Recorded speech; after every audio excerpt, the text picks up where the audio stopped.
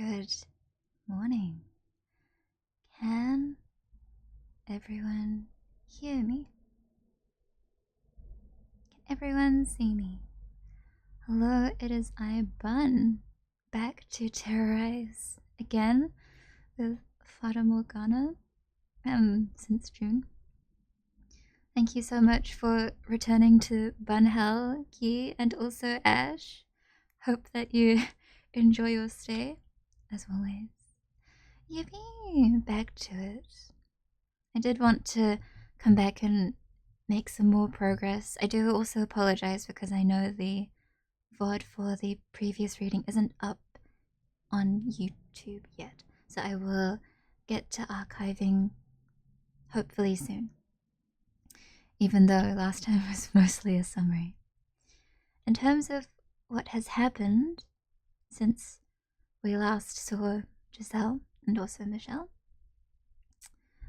they had a spat in which Michelle threatened her with a knife, thinking that she had been sent from the Bollinger house, as in his noble previous home, to spy on him. And Giselle, who was here as punishment for basically being abused by the master of the house, she runs off into the forest and comes across a nearby village settlement. And while everything is all fine and dandy at first, they turn out to be a bunch of scoundrels. And so she leads them off to the mansion, in which Michelle scares them with his ghostly white appearance, and they run away, leaving Giselle behind. And after they reunite, the two apologize / talk about what led them to do as they did, and they've come to a slow but steady understanding of each other. And I think that at this point they're just continuing to live on in the mansion, but still shaky ground. But let's get into it. Giselle? This time, it'll all work out. It has to. I had all the confidence in the world when we were together. But now that I'm alone in the dark, in the absolute silence of the night, I'm starting to get anxious again. Is the volume and everything okay?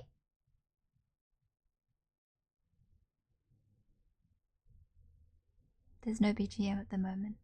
I'm sure it'll come on eventually. Starting to feel like something bad is going to happen. Like I'm going to mess something up again.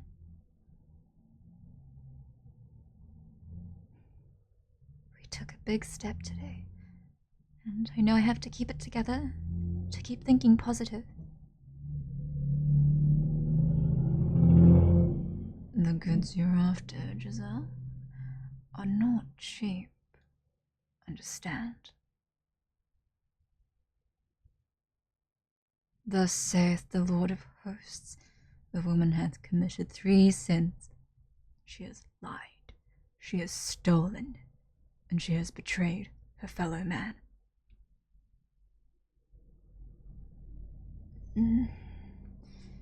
It's all right. It's okay. There's nothing to be afraid of, Giselle. Whatever happens, you have to hold fast your faith in the goodness of others. You have no reason to tremble. Yes? Come in. That's odd. I don't think I was hearing things.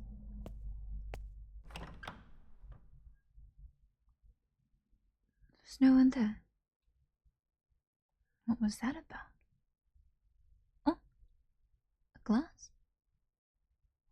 It's wine. And it's so warm. I guess he heated it on the fire for me. Oh, Could have at least said hi. I have a feeling this is going to work out.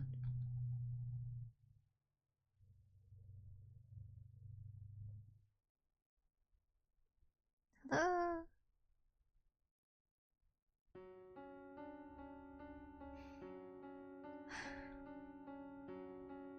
The light shining in through the windows is swallowed whole by the darkness, as if to say our time together never actually existed. We saw it, though, together. We watched the light crack open the darkness. I'm begging you, please remember. Please find yourself. Please, Giselle, don't let the things you felt, the warmth that fell over us, remain lost to you. I might have seen it. Seen that most beautiful light. Giselle. But are these truly my memories? Could they not be someone else's tale? Like all the others we have seen so far? She was so bright and energetic, and I am neither of those. Besides, the maid needs not a tale of her own. This is not a story. These are memories. Mine and your memories. No one else's. It was all very much real, as were the kinder, happier days that came next. Kinder, happier days. Those words create a strange warmness within my chest. But at the same time, they make me indescribably anxious. Is there really happiness to be found down that road?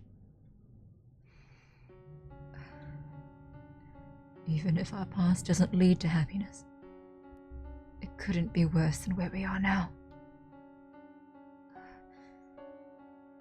Come, Giselle,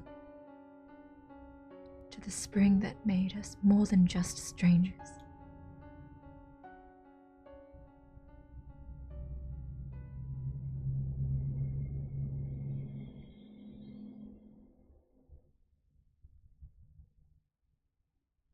Master, come on, get up. Up with you. Master?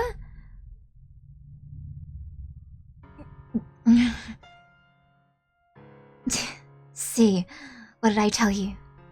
It's so much nicer in here with a little light. Morning. Oh, wait a sec. Don't you hide under your bedspread? Get out of there. Fine. With my room staying dark. What's she even doing in here? Oh, but Master, you agreed that I could open the windows. I did, yes. Don't worry, I've put curtains up. If it gets too bright, you can draw them. Mornings take the best parts of being outside and squeeze them all into the same few hours. You don't have to go outside in the sunlight for it either. Just listen to all the wonderful sounds. The joyous songs of the birds, the swaying of the trees, the rustling of the leaves. Am I being as pushy as I feel right now? Kind of. But you wouldn't be you if you weren't, so for now I won't get on you about it. Also, now that I know your real intentions,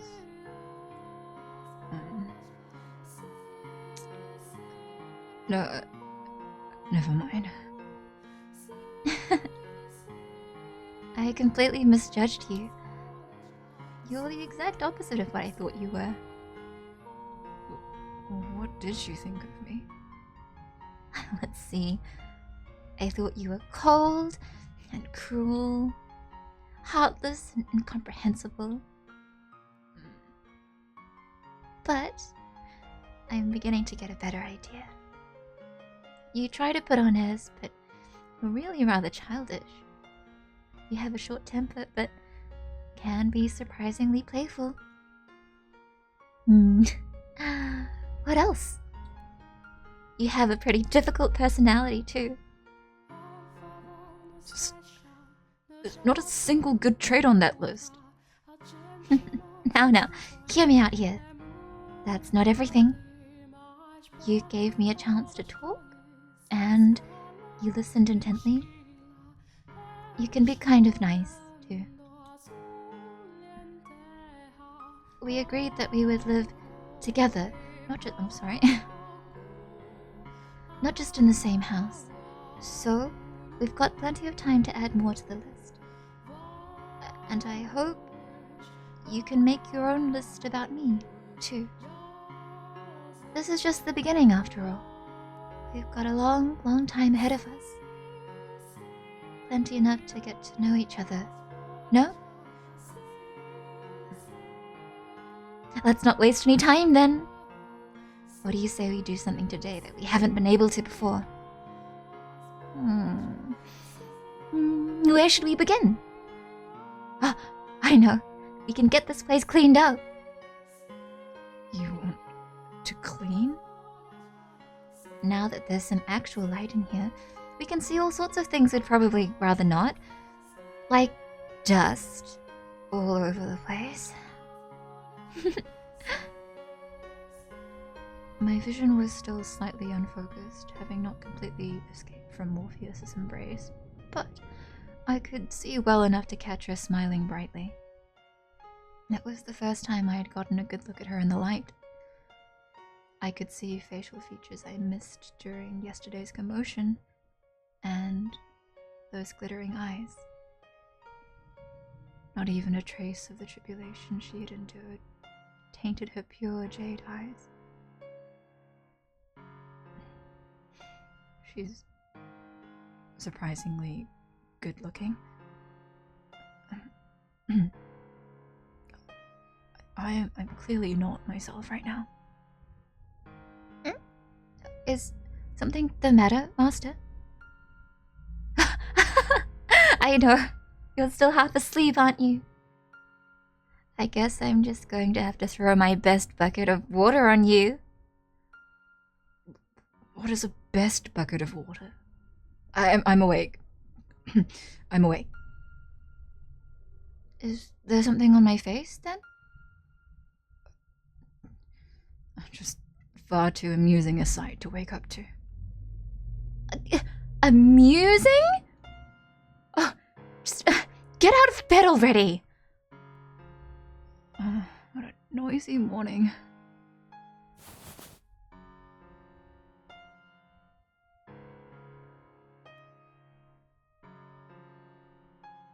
I got my first decent look at Michelle's face under the light that morning, watching him stifle a yawn as he crawled out of bed.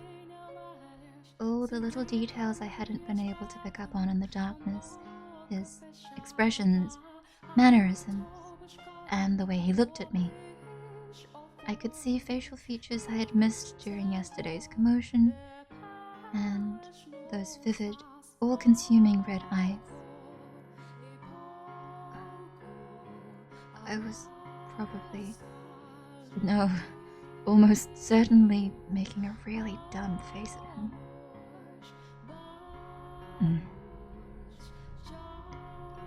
Is it just me, or is he kind of, no, very pretty? How could I have not noticed until now? Jeez. Wow, I can't look at him in the eyes. Yes? What can I do for you? Is there something on my face? I no,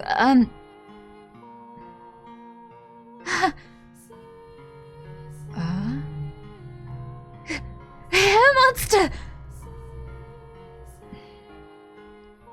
Excuse me? No, your hair, it's really long. Yes, that's it. Way too long. Mm-hmm. Is that any way for a servant to speak to her master? Ah! I'm just kidding. I don't have any interest in holding your status against you anymore. I see.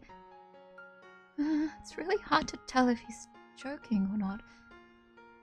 So, about that cleaning. May I wash my face first? What? You're going to help? As I just said, I'm not going to act like I'm superior to you anymore. What are you snickering about? I can't help it. I'm happy.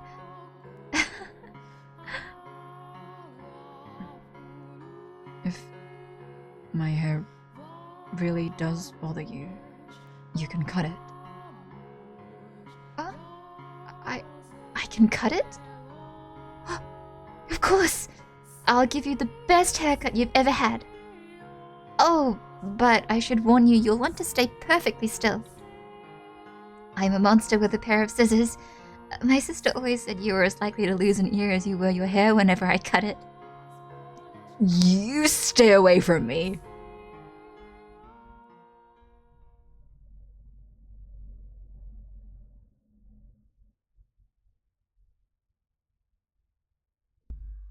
Hi.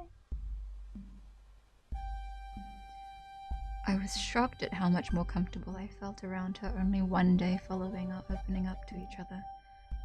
Maybe this was normal and I had simply never felt it before. I didn't know. I thought it would take years of work to get close enough to someone to be able to have a conversation without picking apart every little detail. But here I was, a day later, already there. Was that how it usually worked? Did people normally get close and draw apart so freely? I didn't find it unpleasant to have someone else around. It was a strange feeling.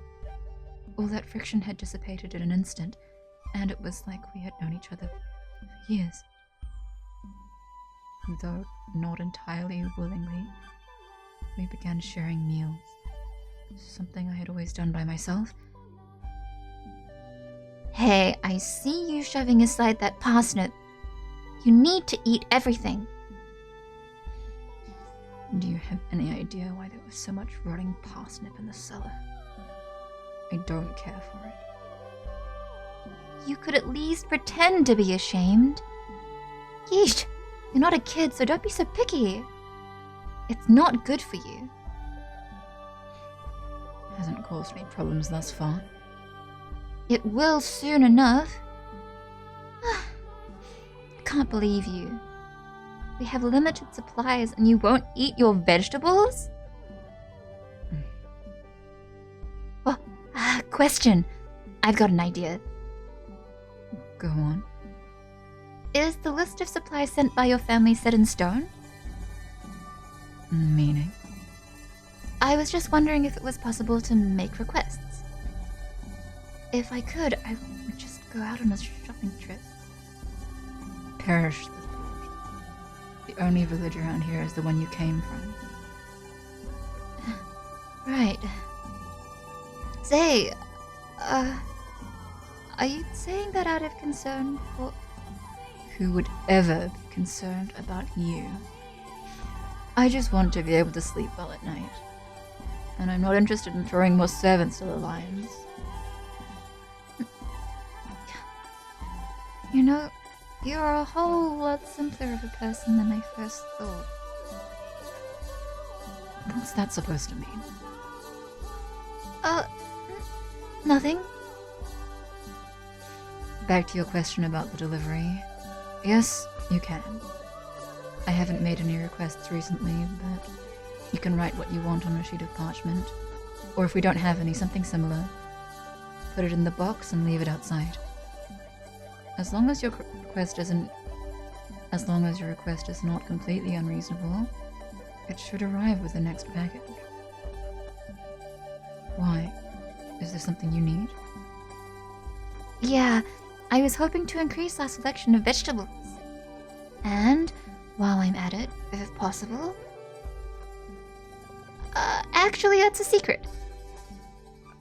A secret? It's nothing too exciting. I'll tell you when the time is right.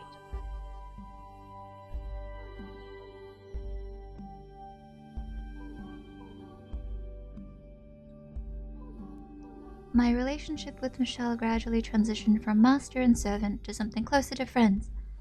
He was still my master, but he allowed me almost complete freedom. And he didn't order me around either. He even gave me a hand with my work. Though he was still not very talkative and oftentimes hard to read, he at least seemed to be making an effort to close the gap. He would on occasion tell me about himself, though not in much detail, and any time his family came up he grimaced uncomfortably. Apparently his father had wanted him dead. His brothers, though, had worked to create a scenario in which he could live, faking his death and sending him to this remote mansion. I had never encountered Michelle's brothers while at his family's estate, but assuming he was right, and it was one of them who had given me that letter, they were likely our only allies at that house. I don't know what he is thinking. It's been 10 years, Michelle had muttered, to which I had replied, have faith. It was better to believe in something, even if it felt silly and unreasonable, than to lose faith in everything. My being able to find renewed belief in the kindness of people was what had allowed me to start smiling again after all. Because I was able to have that faith, I was able to enjoy life once more. It wasn't an exciting or thrilling life. It was a humble, simple one with just the two of us. But I wouldn't trade that light for anything. Some people might think it dull or dreary, but it was ours. Master, I really, truly appreciate that you want to help with the cooking. I do. Honestly. But... This is apocalyptic. This is mutinous. This is an affront to gastronomy. This is unearthly disgusting. Get me better ingredients. What? I am not a bad cook. These are simply bad ingredients. If they were better, they would taste just fine boiled. And it's not as bad as you claim. Besides... You make a mockery of the culinary arts. I've been eating this for years. I don't see the problem. I've heard quite enough, Master. Sounds like I'm going to need to put your taste buds through some intense rehabilitation. I have to teach him what real food tastes like. Otherwise, he won't be able to appreciate it if I make him something really good.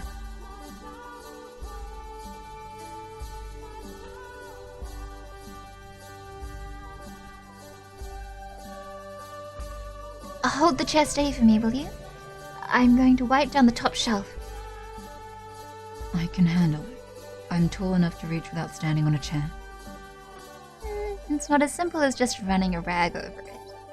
I've got practice, so let me take care of it. Alright?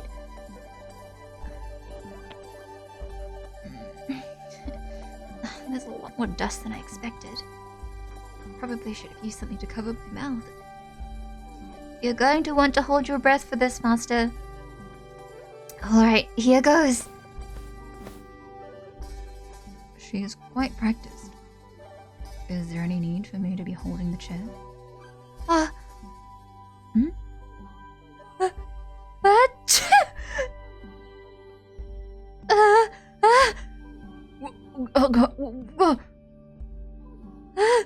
Hold the chair!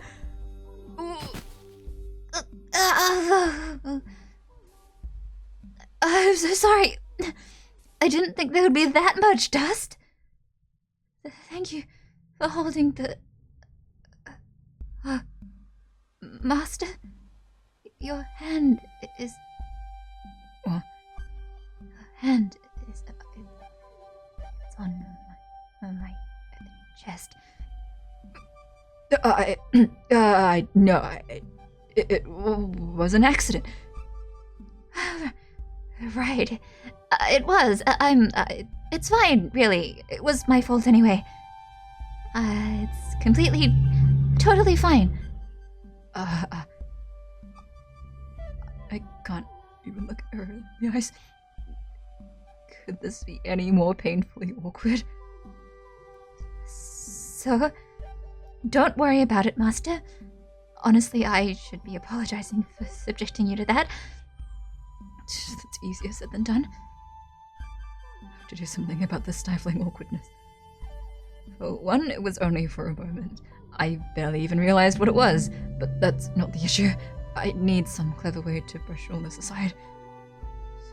Something witty that tells her I'm not bothered at all. I'm not concerned. In fact, I see no reason to be concerned at all. It felt like I was squeezing an obese rat. I hardly even perceived it as a breast.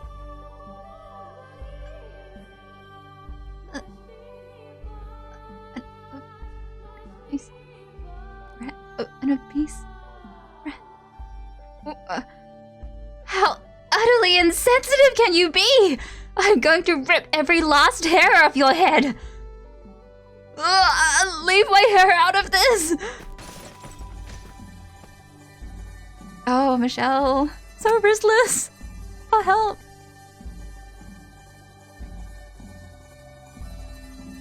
Say, Master. What did you do all this time by yourself? That's an exceedingly vague question. Say, when you really stupidly bored out of your mind, what did you do to keep yourself occupied? Sorry. Meditate? Just how many times have you reached enlightenment? I sometimes played chess, too. Chess? Wait, by yourself? Yes, I imagine how an opponent might react to my moves and play the other side that way. That's kind of depressing to think about. How about this, Master? Play a game against me. Do you know the rules? You bet I do. I do come from a family of merchants, so I keep up with trends and know all sorts of games. Oh. Prepare to meet your maker.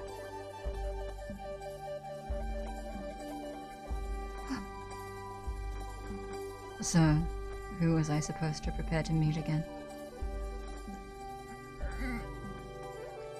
Come on, have a little mercy. You trounced me. One more time. I just wasn't at the top of my game.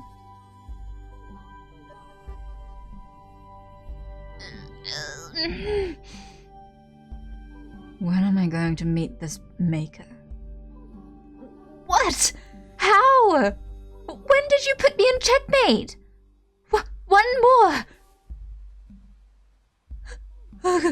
Hold on. That's not fair. Take it back. Oh, my king.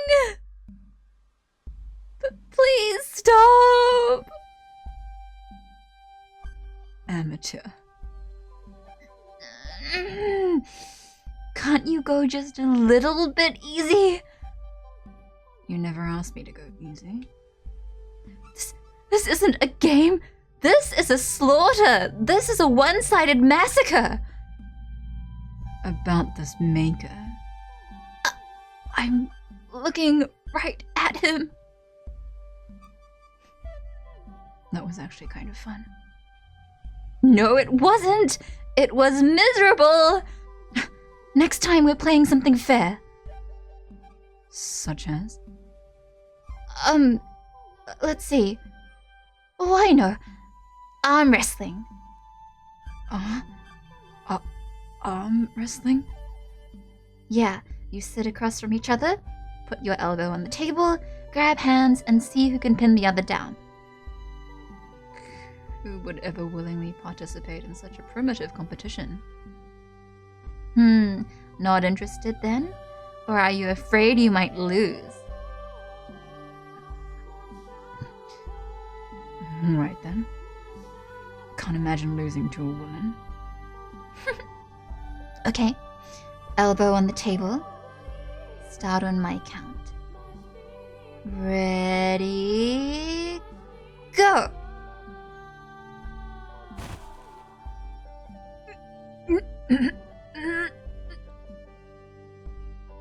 Victory!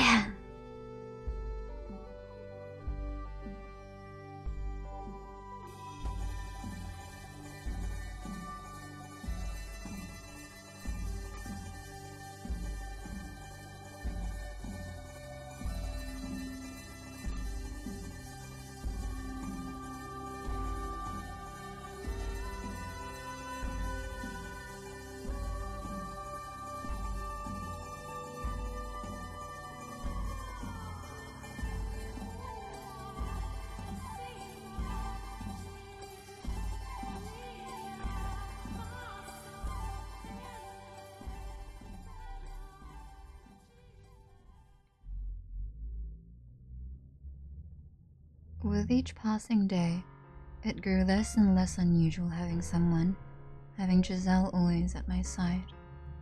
I began more freely engaging in silliness, speaking my mind, and showing emotion. I could say her name, and Giselle would turn around and smile at me, an unimaginable sight not long ago. For 10 years, I had lived alone. Solitude had been my normal, but that was very rapidly changing at her hands. We were continually getting closer, yes, but not in a romantic sense. If I had to describe it, I would say good friends was probably the most apt. Time continued to press on, our relationship remaining relatively stable. Eventually, summer came, bringing with it the longest periods of sunlight I had experienced in many years. Then, the leaves began falling from the trees, and before long, the world grew cold and dreary. That winter, the fireplace was never without a crackling blaze in its belly. The boiled wine we drank was undoubtedly middling and cheap, but she said with a smile, "I've never had wine this good before." No, I didn't say anything. I felt the same way. The sun set much earlier, and having stopped using candles, we found ourselves habitually gathering around the fireplace when it grew dark.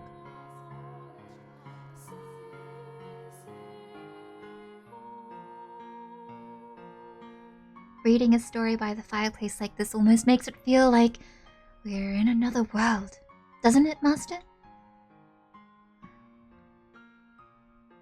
I bet that's why troubadours perform at pubs, so they can be near the fire.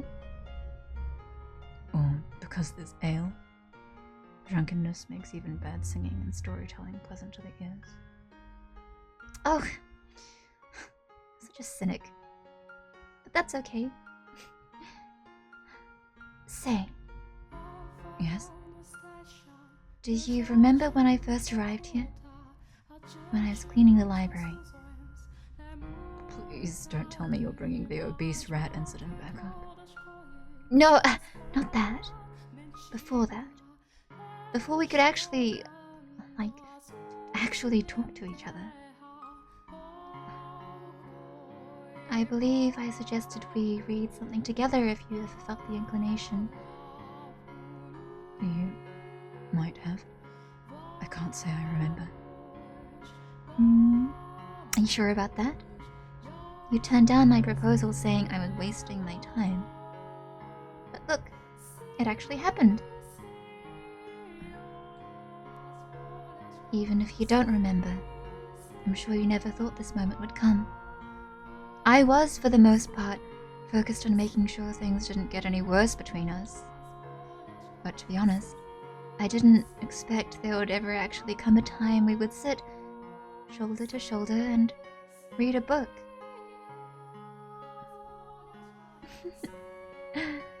You never know how things might pan out.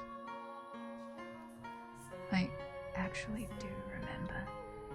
I remember how I tried to push her away, how much I mistrusted her. I was nothing but hostile toward her. People change, and perhaps if they can, so can the future. Maybe I can hope that, like our friendship, there's a chance the future might take a turn for the better.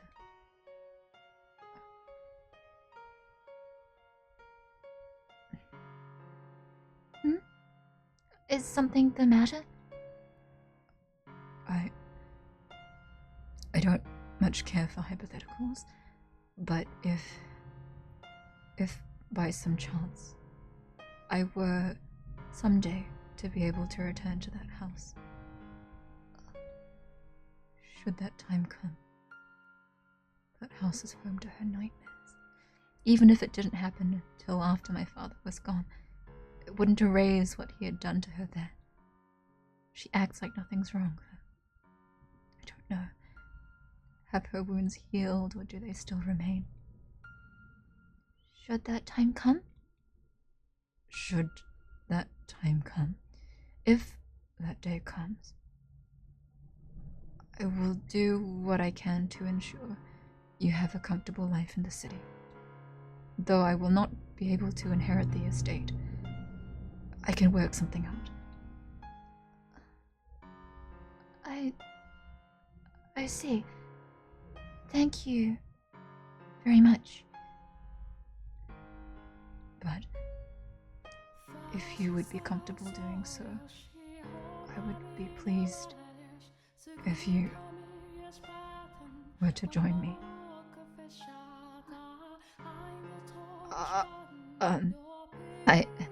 I mean, as a servant, as a servant? Yes, a servant. We're short on hands. I see. A servant. Do I really need to repeat myself? Yes, as a servant.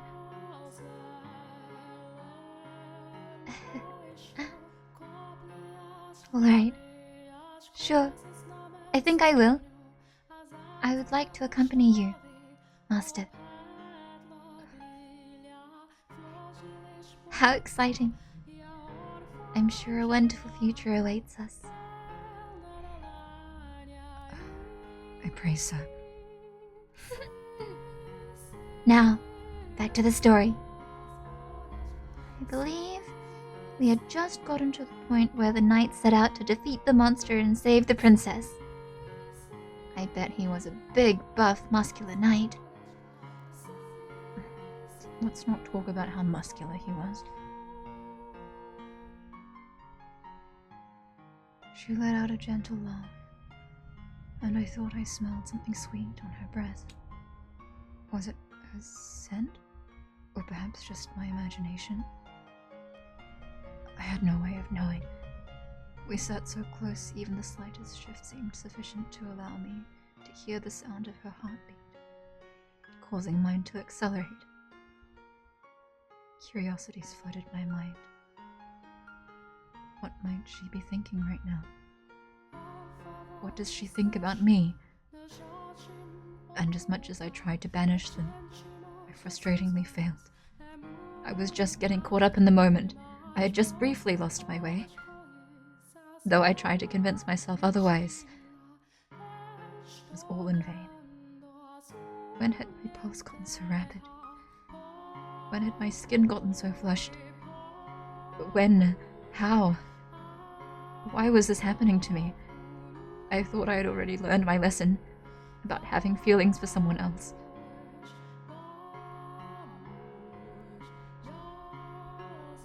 Before long, winter retreated, and our second spring came to take its place. A full year had passed since we had resumed living together. and I don't think it was my imagination that this year felt much warmer than last. Spring seemed to have arrived a bit earlier than in previous years. One night, when the breeze carried on it a pleasant residual warmth, Giselle escorted me out to the garden. Come on, Master. Hurry up. It's the middle of the night. What's so important? I just found it myself, and I couldn't wait until morning. A rose! It blossomed! A rose? Giselle had, over the past year, cleaned up the nest of weeds that had been strangling the garden. Off to the side of a small plot of turned soil, swaying in the wind beneath the moonlight, was a single red rose. When did you? Last year, I requested flower seeds, but I just couldn't get them to grow, and I was starting to think they never would. But look, it's only one, but it did. I had no idea. Of course you didn't. I didn't tell you. Why would you keep it from me? I wanted to make it a gift for you, Master. What? Why? Roses make wonderful gifts, supposedly. No, that's not what I meant. Why me? I haven't given you anything. Consider it a symbol of my hope that we'll still be this close another year from now. If we are, then this is yours. I don't follow her reasoning. I don't follow it at all. But the sight of the deep red rose almost melting into the dark night was perhaps the most wondrous thing I'd ever seen in my life. I'd never understood why some people found flowers so enchanting. They were always just plants to me.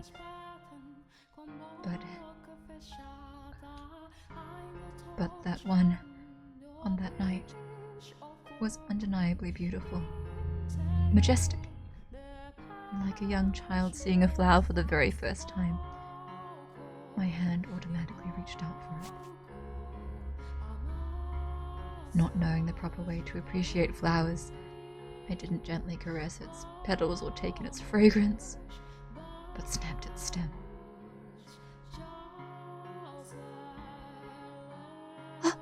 Oh, you picked it? Are you going to bring it back to your room? When I finally processed her question, that was when I realized I probably should have left it to grow in the garden. From the base of its stem where I had plucked it, a droplet succumbed to gravity and fell to the earth. With it came the delayed realization that I'd ended the plant's life, but it was overpowered by childish possessiveness. The stunning flower was mine. Moonlight trickled down from the heavens, giving a gentle bluish tint to my hands and the smile on her face. You're going to need a vase then. Give me just a minute. For the briefest moment, the moonlight must have played a trick on my mind.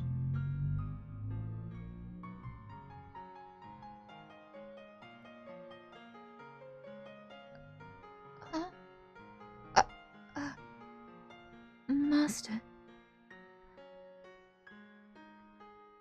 What on earth am I doing? A look of bewilderment filled Giselle's face just inches from mine, which hammered in the reality of what I had just done. The thought had just crossed my mind that perhaps her black hair might prove a good backdrop for the rose. But it was supposed to remain a simple fancy. What was that about? An excuse. I need a good excuse. A drawing. A drawing? Right. I would like to preserve it on canvas. What? I mean, that a rose on its own does not make a very compelling picture, so I would like to include you as an accessory. Wait, you want to draw me, too? Merely as a background element. You're slightly more interesting than a vase. That's all. I've never seen you draw anything before. I just never got the urge. You know how? Many years ago, my brother taught me.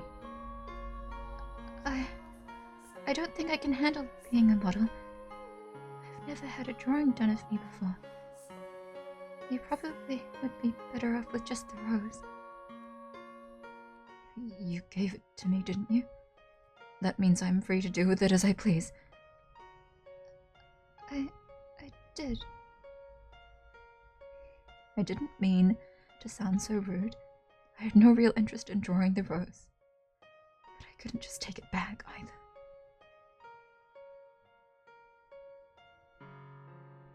Giselle had shrunk back quite visibly, and I couldn't bring myself to look her in the eyes. So I fled to the cellar in search of supplies to escape the oppressive awkwardness. At the far wall, I found a rectangular panel of wood and several sticks of charcoal. My materials were obviously nothing compared to what a court artist might use, but I was clearly not going to be able to do the portrait any kind of justice. God, what am I doing? I want to bury my head in the sand.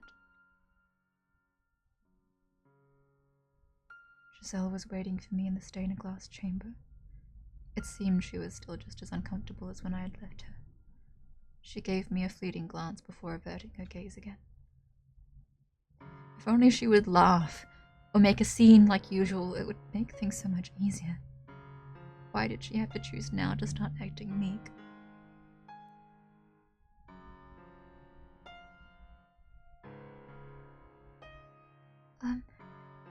What should I be doing?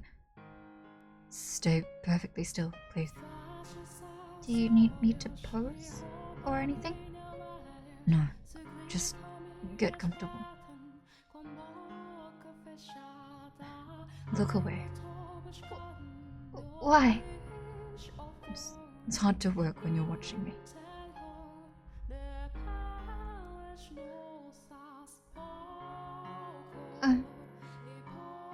What? I feel like I have to sneeze. Hold it in, please.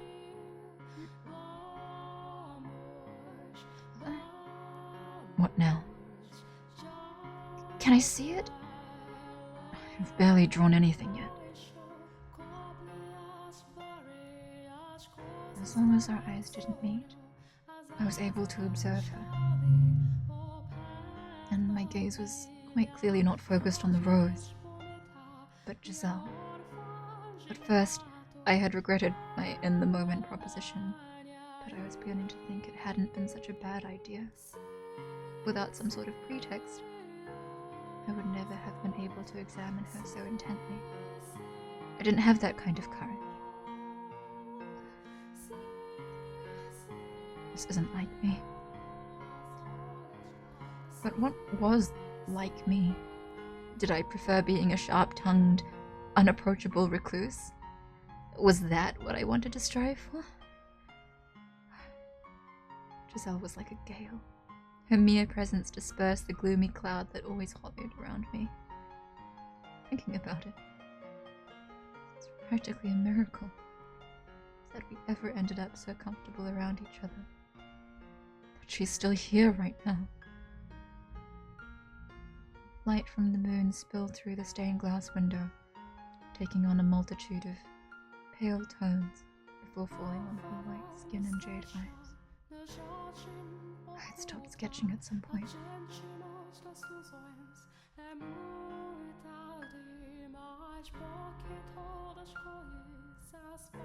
What in the world was going on? One of my roses had finally bloomed, which I thought would put a smile on Michelle's face. But rather than improve his mood, it made him go all strange. It had made him say he wanted to draw something. I'd never seen Michelle draw anything before. can't sit still. I tried to sneak peeks of him every once in a while, but any time our eyes met, he gave me a stern, look that way stare. So I ended up spending a whole lot of time looking at the archangel in the stained glass window. What could he be thinking? Could this be thanks for the rose? I'm pretty sure he's not the type who would consider drawing an expression of gratitude, though. If I'm wrong about that, it'll turn my whole world upside down. Maybe he wanted to draw me? No, not possible. That would turn the world upside down even faster. He couldn't. We're close, to be sure, but we're not that kind of close. That makes it sound like Michelle's attracted to me. There's no way. There's absolutely no way. He compares me to an obese rat and calls me an amateur at chess, laughing while he crushes me. So that's not what this is? Is it?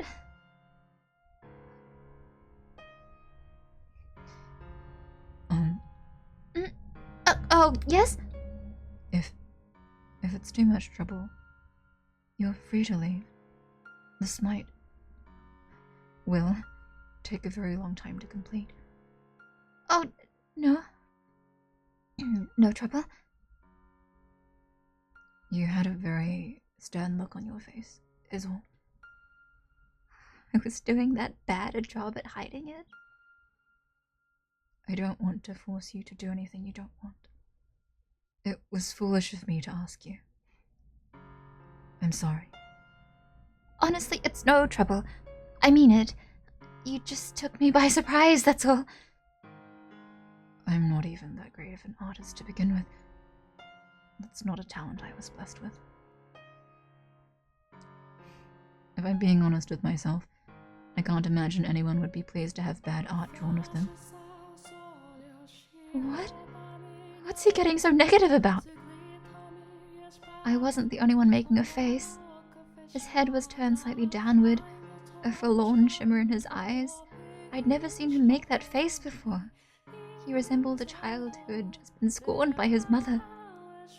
I wasn't at all angry or displeased with him. I was just fine, honestly. I had to get that through to him. I am pleased. It doesn't matter how it turns out. You drew it for me, Master.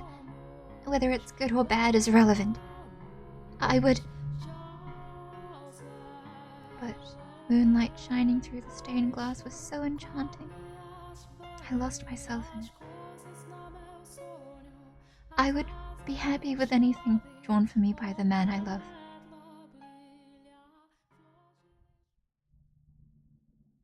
For an instant, time froze. By the time I realized what I had said, my mind had gone blank, and I couldn't form a coherent thought.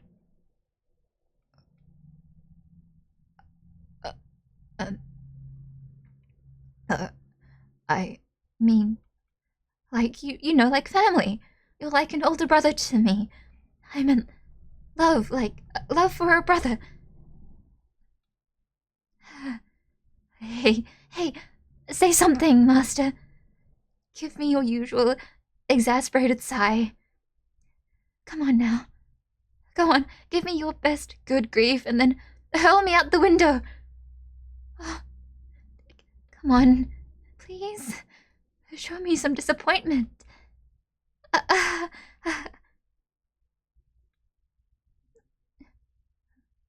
Master?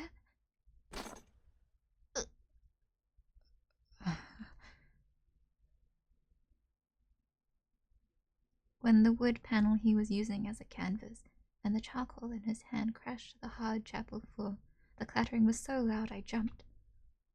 I didn't have the presence of mind to wonder why he had knocked over the canvas, or why his hands appeared to be shaking. Let me help you with that. I stepped towards him. And when I did, the moonlight shining down upon us intensified,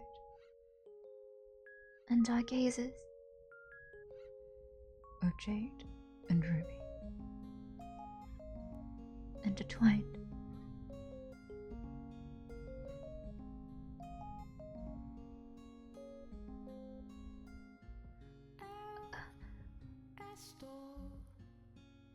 There was a visible rosiness in his ethereally pale cheeks. Master.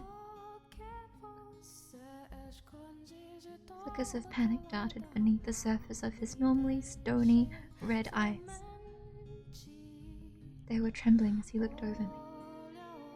I was at a loss for words. We must have been under the moon's spell.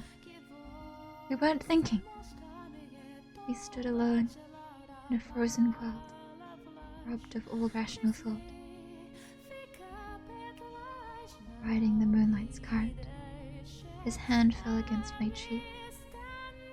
It was much colder than I had expected, but it felt pleasant on my flushed skin.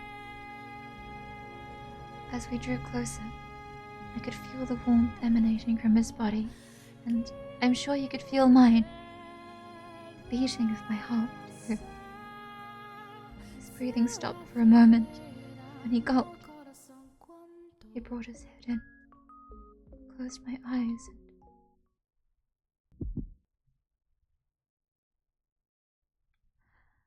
Uh-oh. Giselle!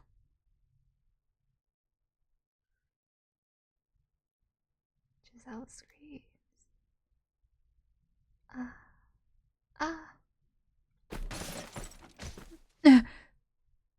Then I shoved him away with all my strength.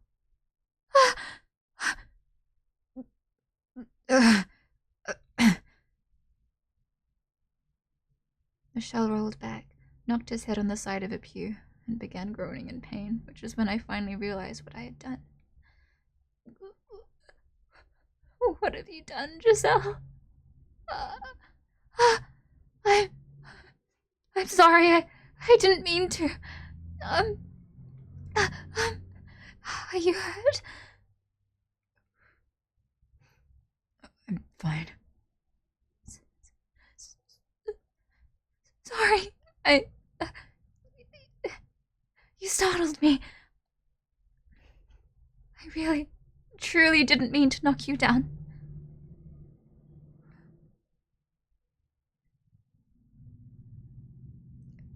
You should go back to your room. I'm sorry for all the trouble I've caused you tonight. Get some rest. Good night. He turned away, marching off into the corridor enshrouded in darkness. There was a heavy air of loneliness hanging over him, which gave rise to phantom images of him actually disappearing into the darkness.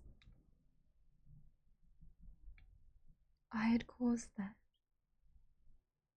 but I hadn't realized until it was too late. It felt like someone was sitting on my chest. Why would I ever do that to him? Of course I'm going to hurt him reacting like that. Maybe I was hoping he would say it was just one of his jokes. Do I want it to be a joke? I had that option. I could pretend nothing ever happened, and tomorrow go back to the way things were before. But if I did that, there would almost certainly never be a second chance. You were okay with it. You wanted it, Giselle. Quit lying to yourself. You're the one who said you loved him. And that was no mistake. You wouldn't sit shoulder to shoulder and read a book with someone you didn't care for. You wouldn't enjoy eating supper with someone you didn't like. You wouldn't be able to live happily with someone you didn't love. You have to go after him, find him, tell him the truth.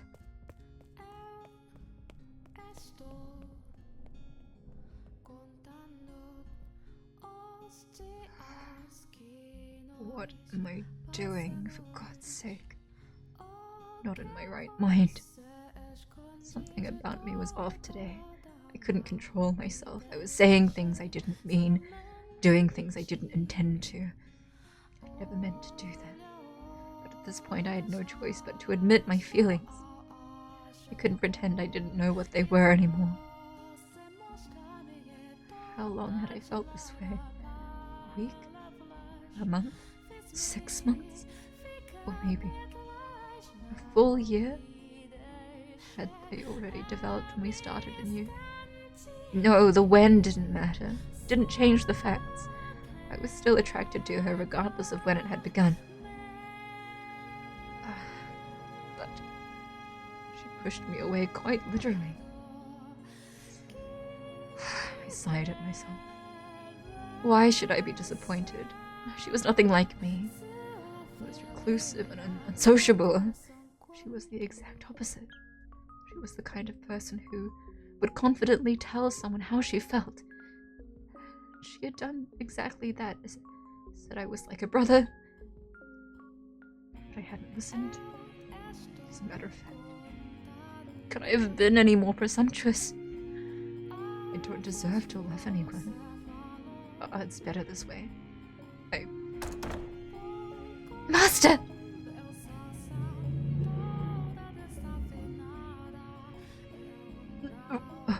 What? I told you to go back to your room. Master, I need you to listen to me, okay? What? About what just happened. That doesn't count. You can't count any of that. What? That I said I loved you and that I shoved you. They don't count. Right. I was planning to forget that anyway. So, don't worry. No, that's not what I meant. What I'm saying is that it's not something I should have said on a whim just because the moonlight was kind of pretty tonight. It wasn't supposed to be so casual. The way I said it doesn't get across at all how much I really care about you. It should have been something with more impact, rather. Me looking straight in your eyes, my heart jumping around like it's on fire. That's how I should have said it. What are you... I'm saying... I want you to give me one more chance to do it right. Giselle.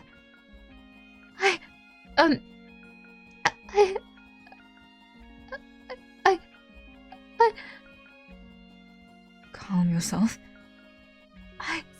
I am calm. In no sense of the word are you calm. Fine then. I'm not calm. But I am clear-headed. I mean every last word. Listen very carefully.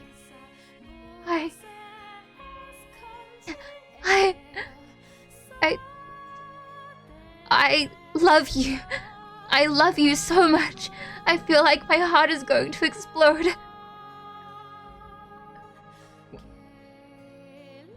What? You mean... like family? Like a brother, right?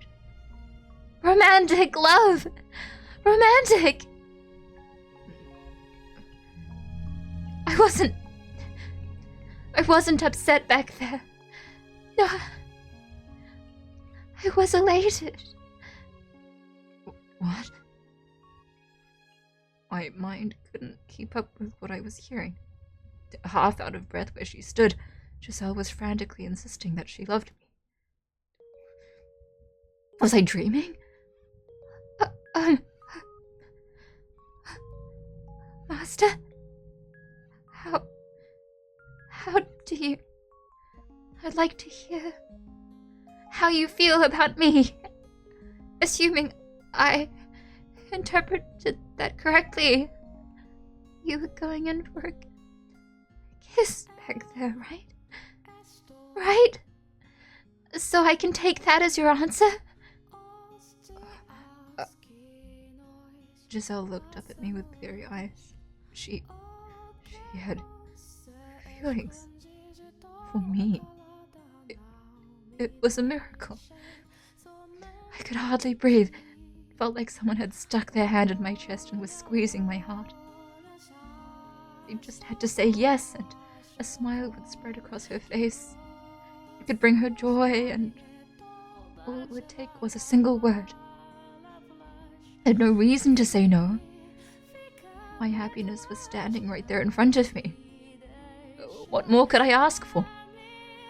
All I had to do was reach out and claim it for myself. I had tried to do exactly that in the chapel, and I could do it again. I loved her. I was a twisted man, cast out of the world and left with nothing. I had no way to make her happy. But still, Don't tell me you've forgotten what you are. Tell me! There was no moonlight to give me that nudge. Do not feel that way about you. What?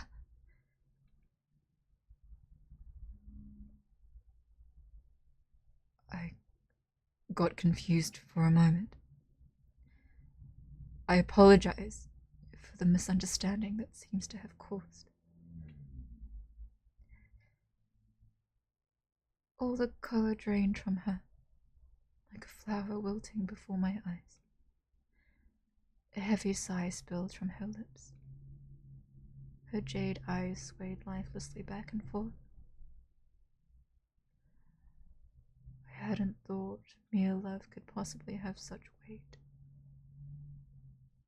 But she looked as though I had just told her she was to be executed. I see. I'm sorry. I let it get to my head.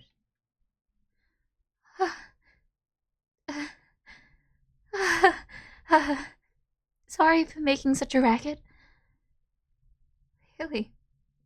God, what was I thinking? I got way ahead of myself there. Her faux energy hurt to watch. I had hurt her, and this was the result. You wanted to protect yourself, even if it meant hurting her. But look at where that got you. You would have been better off just going with it. Because when she learned the truth, she would have pushed you away anyway. I'm sorry. I'll be going now. Sorry for barging in on you like that. She made her way into the shadows towards the door. There, you did it. You preserved your peace. I got the feeling she would never again turn back. Your mistake was ever getting close to anyone. What I had always wanted was right there in front of me, and I was so close to obtaining it. And you pushed her away. I actually did love her. She would never love the real you. No, she couldn't. You're disgusting. I can't believe you actually had the gall to fall for me. Good night, Master. She was leaving. I wanted her here and she was leaving. I simply had to acknowledge my feelings and she would come back. Was I really content to let her go? In my weakness, I mistreated her. I hurt her. I let her go and I was about to lose her. Even though she said she loved me. And I felt the same way.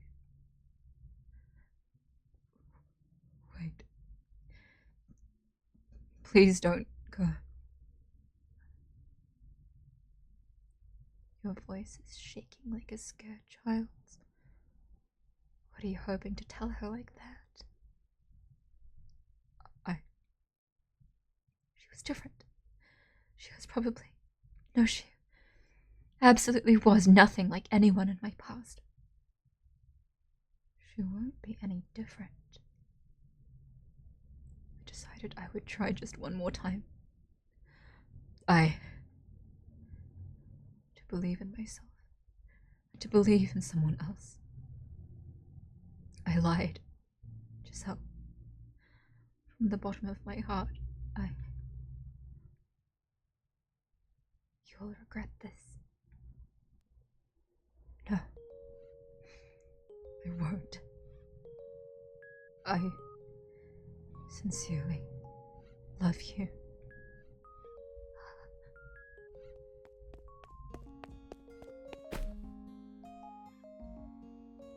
The fragrance of rose enveloped me. Her arms, wrapped around my chest, were both imbued with strength and shaking like mad, as though the slightest touch might shatter them. Why didn't you just say that in the first place? She said in a quavering, sniveling voice just inches from my ear. I lacked sufficient control over my mind or body to return her embrace, to run my hands through her hair or do anything more than support her weight. I'm sorry. Jerk. Bully. Brute. You don't get to play this one up as a joke.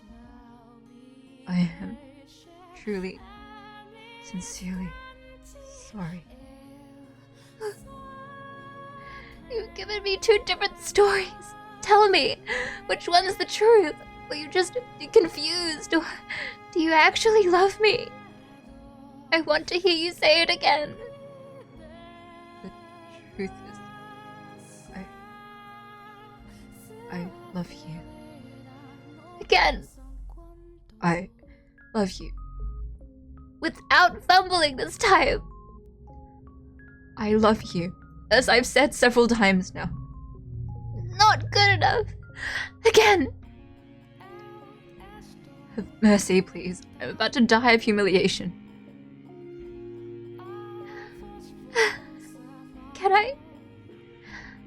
Can I really believe you this time? You're not going to say you are lying again? I won't. Then we both feel the same way about each other. Shockingly enough. What is there to be shocked about? I didn't think there was anything likable about me. You really have to do something about that pessimism. I'll try. I'm in heaven. I'm so happy I could cry. You are all over me. Oh, thank goodness. Thank goodness. When you first said no, everything went black. I wasn't sure what I would do anymore. I had lost all hope. I really do feel bad about that. But you had to change your heart. Now you're willing to have me. Yes.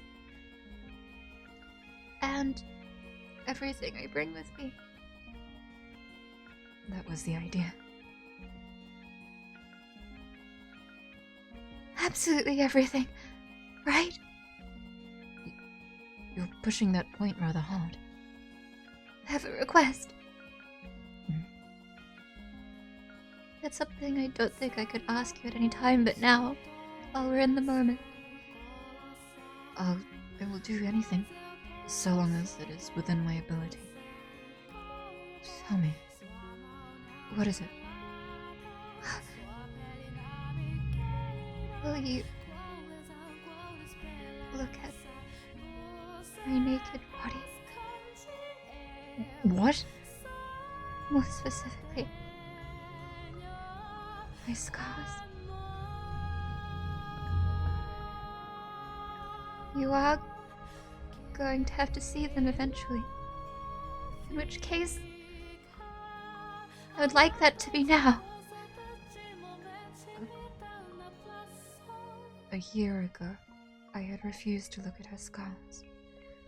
I had been certain I wouldn't be able to accept what they represented. The abuse my father had subjected her to. If possible, I would have preferred never having to face that. But I, more than anyone, needed to know. It was my responsibility. I had to accept reality, not grimace or avert my eyes. I had to face up to what had been done to her. Okay.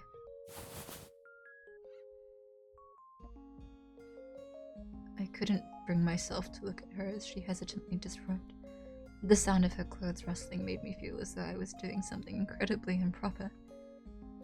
As much as I tried to feign calm, I was so tense. My joints were practically creaking, and my heart felt like it was being stepped on.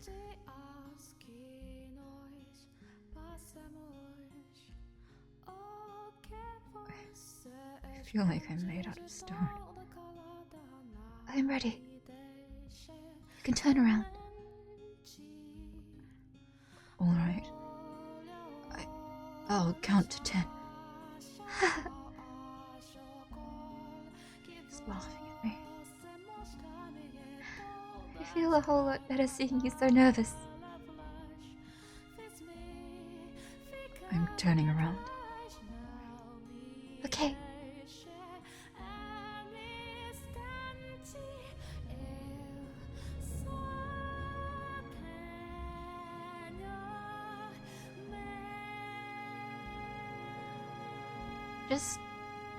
I suppose, given the previous CG, I don't feel the need exactly to censor this, but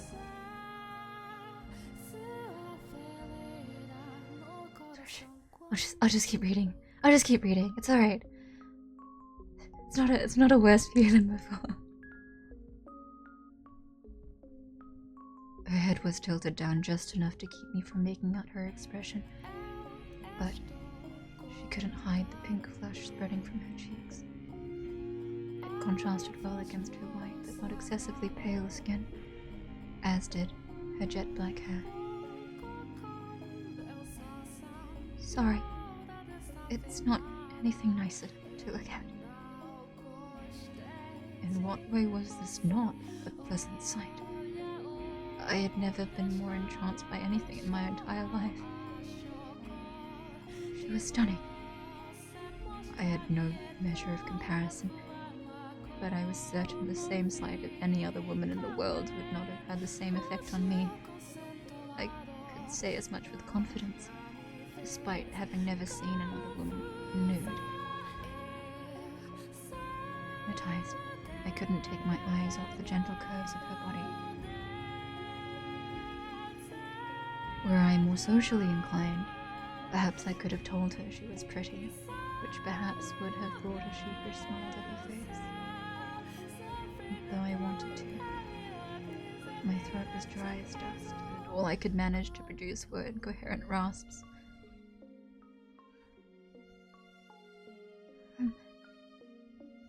Please say something.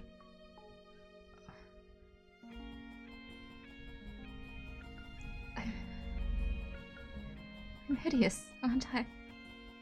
I'm unclean. You're not hideous. You mean it? I mean it. Why would you think so? Because You are not unclean. Not in the slightest. You mean it? I do. Even seeing this? Giselle's eyes slid downward, a trace of fear lurking just beneath the surface. Following her lead, I dropped my gaze to her lower body. And there, I saw her scars. Swollen, red and black gashes, still not healed after more than a year, defiled her white flesh. As she had described for me, the lines were arranged to form letters carved into her skin.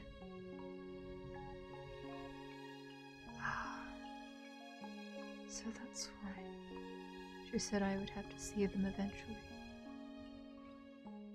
My instincts told me these were wounds she would carry for the rest of her life.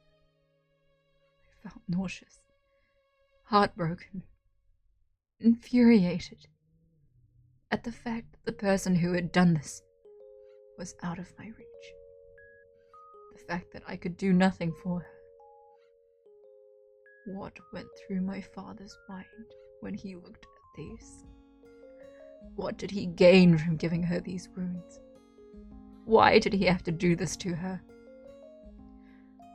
Why my father of all people? Giselle was the one with the scars. Giselle was the one in pain. But I felt like someone had shoved a handful of needles into my chest. Dozens of thick metal stakes, piercing the walls of my heart, blood streaming through me like a river. If I didn't force myself to face it, I was liable to run. What was the right thing to say? What was I supposed to tell her? As hard as I thought, I couldn't come up with an answer. All I came up with was intense frustration. It killed me that I couldn't take these scars from her, that I couldn't give my father a piece of my mind. You are in no way hideous, no matter what marks are left on your body. It took all I had to form that single sentence. Thank goodness. I'm so glad to hear that. When I was down in that village, they said it didn't matter what they did to me because I was already dirty. That made me think. I had reached the point where I was so tainted, anyone could see it. I'm sorry. Why should you apologize? You were frowning really intensely. I thought I might have made you mad. No. I'm not angry at you. I'm angry at my father, the villagers, myself. May I touch them?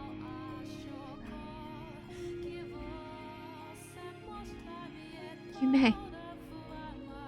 My hands were trembling, but I knew I wouldn't be doing her any favors by hesitating.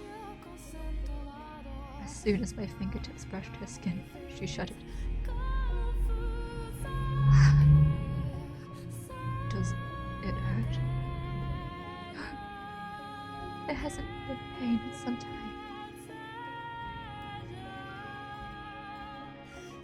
I could feel her trembling where I touched her. It didn't seem like it was going to subside anytime soon.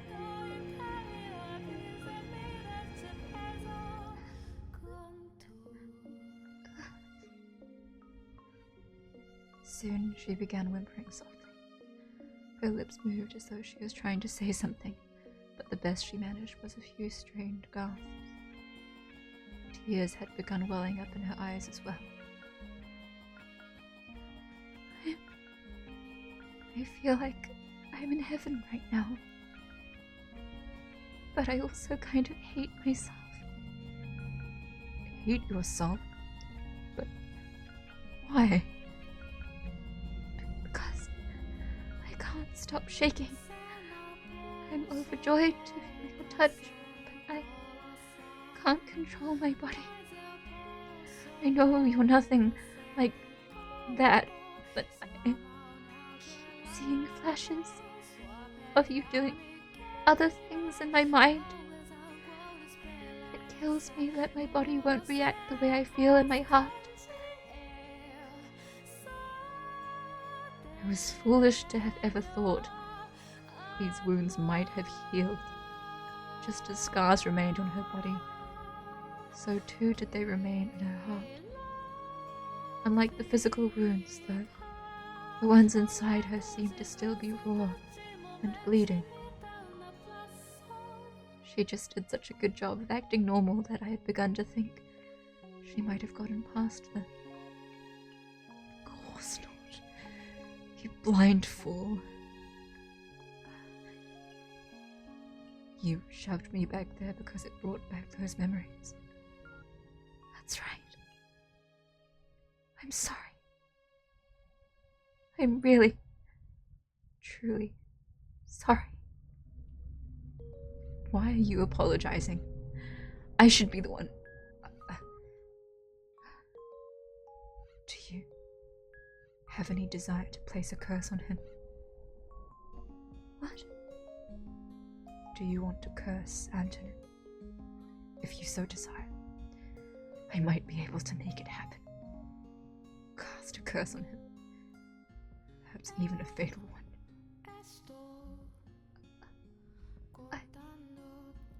Ignore the fact that he is my father. I don't consider that man family anymore. I want you to be honest with me.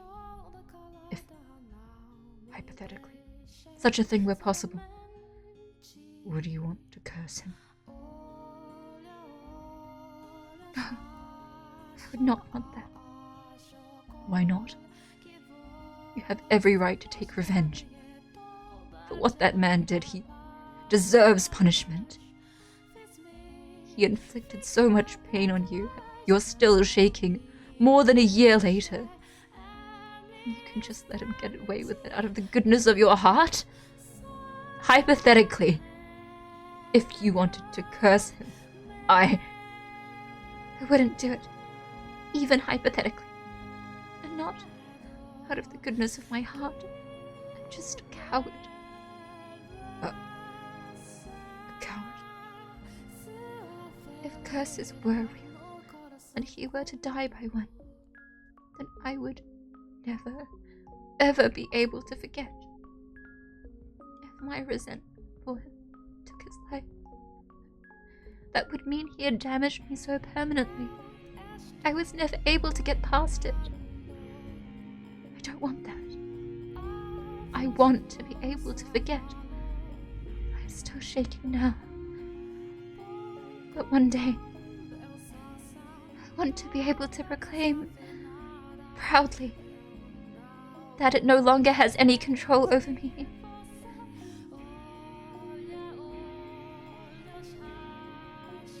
But I appreciate the sentiment. Setting aside your choice of method, you asked out of concern, and that's more than enough for me. A soft smile spread across her lips, but all it inspired in me was powerlessness. He was putting on an act. Was the sentiment really more than enough? Of course not. Not when she was still trembling so much. But what was I to do? What was I, unable to leave this house, and helpless against the will of the Bollingers, to do? I was incapable. I was incapable of assuaging her pain, wasn't I? Couldn't do it. Could I?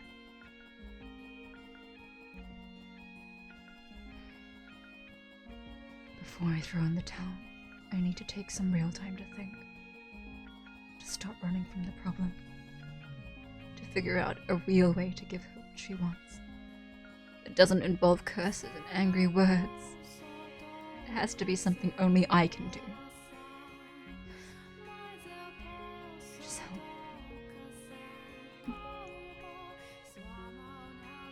I took the hand that had been tracing her scars and slid it around her waist.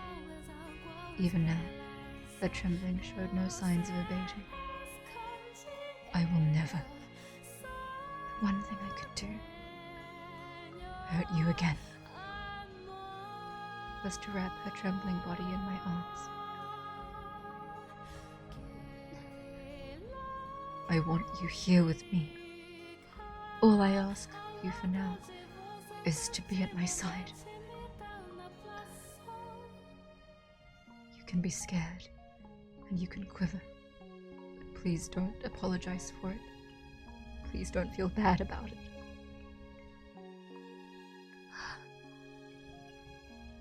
I promise not to turn my head away from your pain.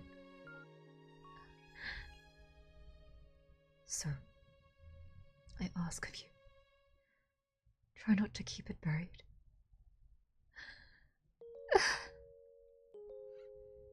I have no power or influence. I don't know all the right things to say. I am a man with nothing to his name. But the one thing I do have is a heartfelt desire to do whatever I can for you. As soon as I tightened my grip around her waist, she lurched forward, throwing her arms around me.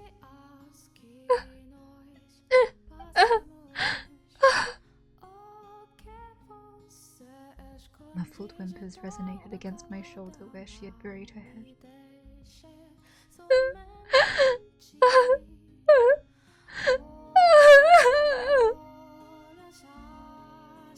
Eventually, they grew into unfettered sobs.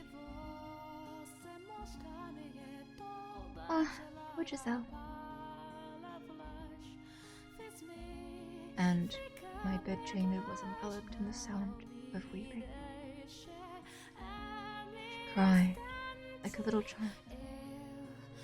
The usually strong-willed, cheerful, optimistic Giselle wailed from the depths of her soul. This past year, she had constantly been nudging me forward. It was always her leading the way. There had undoubtedly been moments where she had wanted to cry like this, but couldn't. So, starting now, I was going to try and support her too. I was sure I would mess something up, as I had little experience being caring. I would probably anger her, probably stress her out, and probably make her cry. But I'd found my resolve. I had overcome my hesitation. I was sure I could do it. That I could create a place where she could find peace. I could. Surely.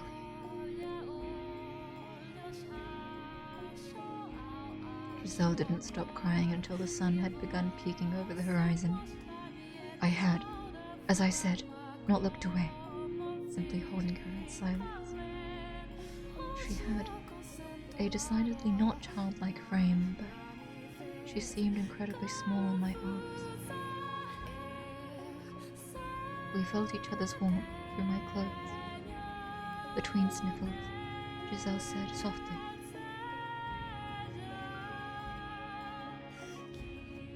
One day, I'm certain I'll be able to, without any hesitation, be properly joined with you, and it will be wonderful. Right now, I still can't control the shaking, but eventually, I want to be able to put my hands on you too. The affection infused in each and every word was palpable. Sometime later, she drifted off to sleep, exhausted. I prayed from the bottom of my heart that at least tonight she would have pleasant dreams.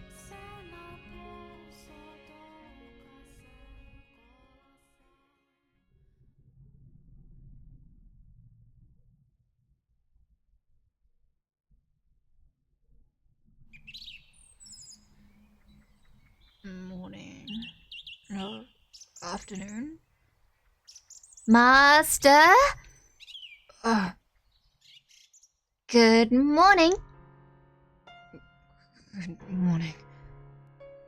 Oh, come on. Put a little more oomph into it. Same Giselle as always. I must say, last night was something, Master. I didn't know you had that in you. Just thinking about it. Hey, that hurt. What was that for? I was struck with an insatiable urge to whack you. Whatever happened to your heartfelt desire to do whatever you can for me? I don't think hitting me counts.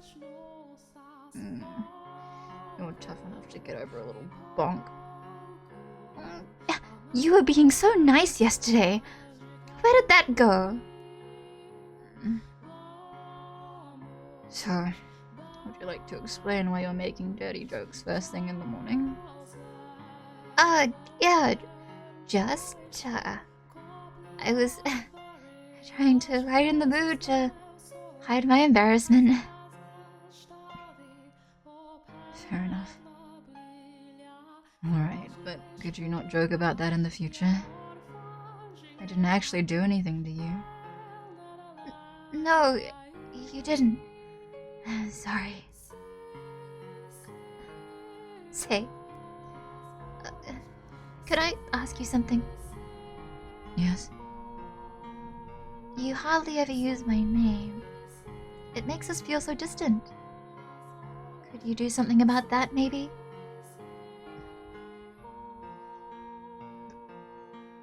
Babe? No. That is not you at all. Just go with my name. Please? We've graduated from a master-servant relationship to a romantic relationship, but that is a bit much. Romantic relationship. Exactly. So, in honor of the new us, let's make this last. Alright? Michelle? Alright.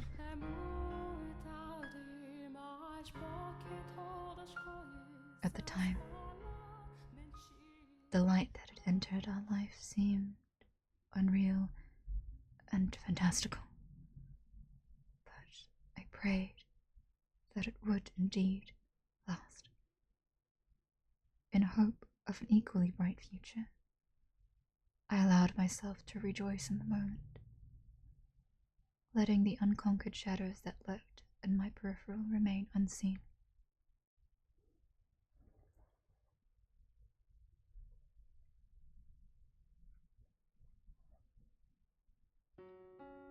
Now we're back to the maid.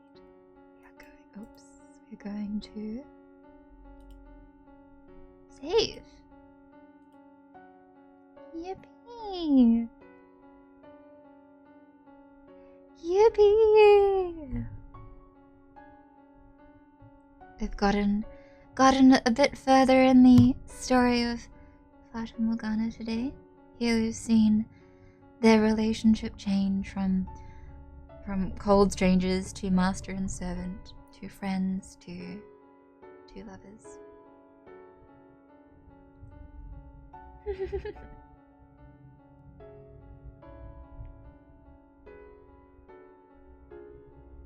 Oh, why thank you, Paradox Ghost Form. I've been seeing the things you've been writing.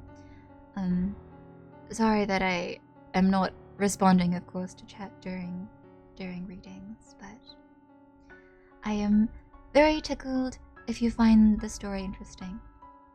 As always, I do have to remind everyone that I'm okay. Bun is fine. Bun is A-okay. No matter what you hear me say or do, I'm okay. Surely a happy end awaits, Haku says while crying. Oh dear. Bun shock? You want a bun shock? What am I being shocked by? I'm glad I wandered in. Well, thank you for dropping by. I'm always tickled when people find the reading okay. As I often say after reading from Fata Morgana, the experience of this visual novel, I think you should really have alone without, voice. I think that part of the charm is that the novel is unvoiced. I think it would read/feel very different had it been accompanied with voice. And it's not to say that the voices are bad. They released a drama CD in which they cast a bunch of famous actors to play the roles of the characters, and they are wonderful, as always, of course, and it was very well made. But in terms of the novel itself, I do feel that reading it without voices and just getting to appreciate the music, a lot of which is vocal, as you heard, is great. Yes. But since I know it's hard to sit down for a visual novel this long, that's why we're doing a very slow reading. It's taken me several months to get this far. So sorry, so inconsistent. Anyway, bun shock. Do I still remember how to do bun shock?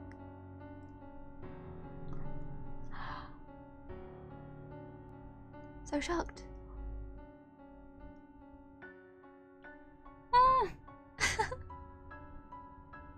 What am I shocked by?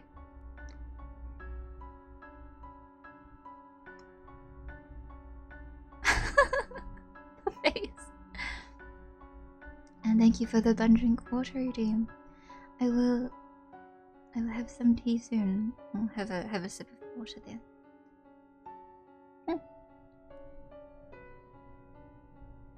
Many thanks. Many thanks as always for joining me. I was thinking about when I should continue reading because I knew that this period would be ahead. I'm glad that we managed to get through, I think, the biggest woes in which they try to confess and it keeps going balls up along the way. But next time, we will... I love that it says a bright future.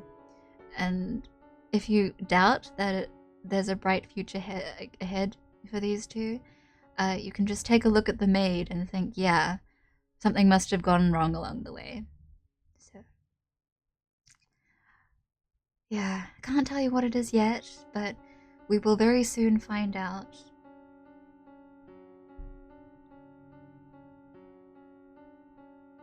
And then I hope you can join me again for reading Fata Morgana, or perhaps I'll read a bit more from The Private Life of Plants.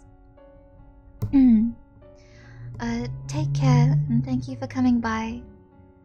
I will head away and leave you all to the rest of your day. You didn't see that just now, but I waved at the screen. You'll be back around. You have a good day. See you guys. I do have more saves.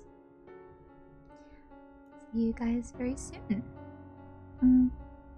How soon I can't say, but maybe Private Life of Plants. Tries to schedule more streams. So very sorry for my sporadic appearances, but it is great to see you all.